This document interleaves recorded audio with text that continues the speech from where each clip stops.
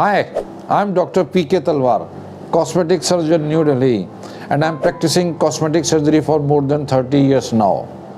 Previously, I was attached to Apollo and Max hospitals, and now I'm running my own cosmetic laser surgery center at Greater Kailash Part 1, New Delhi. जब breast सैग करती है तो नीचे की ओर लटक जाती है। मैंने शायद पहले भी कई वीडियोस में बताया है। तो इसमें सबसे इम्पॉर्टेंट होता है कि हम निपल्स को थोड़ा ऊपर की ओर ले जाएं। निपल ऊपर जाएंगे तो ही वो आपकी यूथफुल लगेगी ब्रेस्ट, क्योंकि निपल का साइज हमेशा बाहर और थोड़ा एंटीरियरली होता है, सामने की ओर होता है। लेकिन उसको करने के लिए अगर उसको लाना है तो बेस्ट तरीका होता है कि हम उसकी सर्जरी करें, उसके ऊपर की स्किन को थोड़ा काटें क्रेसेंट शेप में और फिर निपल को ऊपर ले जाके सिल दें ताकि वो थोड़ा यूथफुल लुक दे। तो surgery is the best remedy. लेकिन कुंवारी लड़कियों में कुछ प्रॉब्लम आती है कि भाई कई लोग डरती हैं कि भाई हमें स्कार नहीं चाहिए डॉक्टर साहब, आप कुछ भी कर लीजिए, हमें स्कार नहीं चाहिए। अब अगर आप स्कार नहीं चाहते हैं तो इसका मतलब ये कि हम उस एक्स्ट्रा स्किन जो खिंच गई है उसको हम निकाल नहीं सकते हैं, क्योंकि अगर एक्स्ट्रा स्किन खिंच गई है ब्रेस्ट पे तो उसको निकालना बहुत ज़रूरी है, और वो अगर हम नहीं कर सकते हैं तो ये हमारे लिए बड़ी प्रॉब्लम होती है।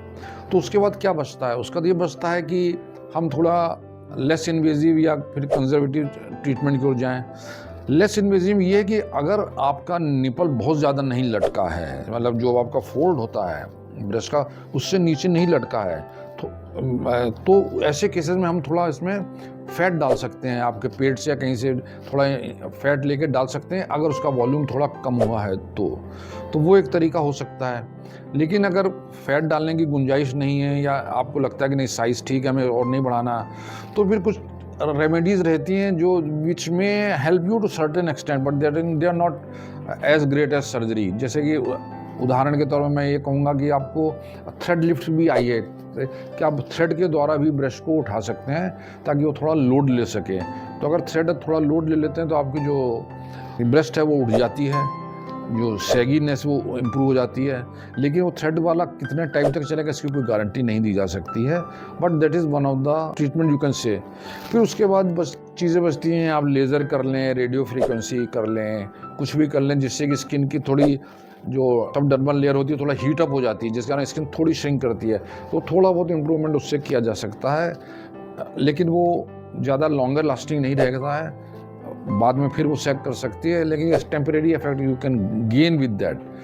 सो जो आपका जो कि भाई आपको सर्जरी के लिए तैयार रहना पड़ेगा अगर आप वाकई अच्छा रिजल्ट चाहती हैं।